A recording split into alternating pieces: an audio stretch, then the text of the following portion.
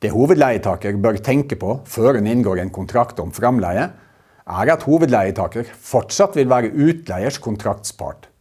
Og med det kan utleier også rette krav mot hovedleietaker, der framleietakeren bryter kontrakten eller forringer verdien av boligen. Så leietaker fortsatt ansvarlig for at leien blir betalt og at husrommet blir benyttet som avtalt i henhold til deres kontrakt. Så blir jo realiteten at leietaker blir sittende i en mellomposisjon. Det fordi at hun blir ansvarlig overfor framleietaker, og at denne får den ytelsen som avtalt dem imellom.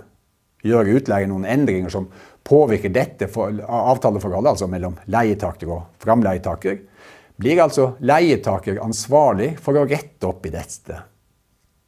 Disse momentene medfører nok at leietaker sterkt bør vurdere om det hensiktsmessig å bli sittende med leiekontrakten.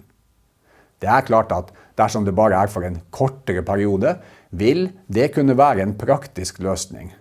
Men for lengre perioder vil det forutsetningsvis kunne oppstå problemer med å håndtere leieforholdet på begge kanter. Så, hvor du skal være lengre borte, vil det være en avveining opp mot å ha et sted å komme tilbake til, og om leiekontrakten veldig gunstig å beholde.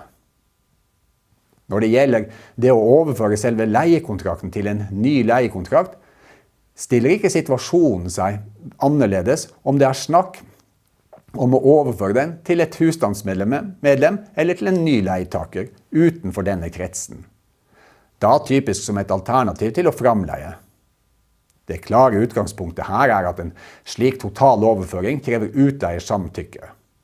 Unntak herfra gjelder dersom partene i leiekontrakten eller senere avtale blir enige om at leietaker skal kunne gjøre det uten samtykke.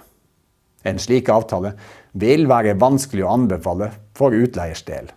Det innebærer jo at utleier mister rådighet over hvem som hun leier ut til, og dermed hvem som ansvarlig overfor henne.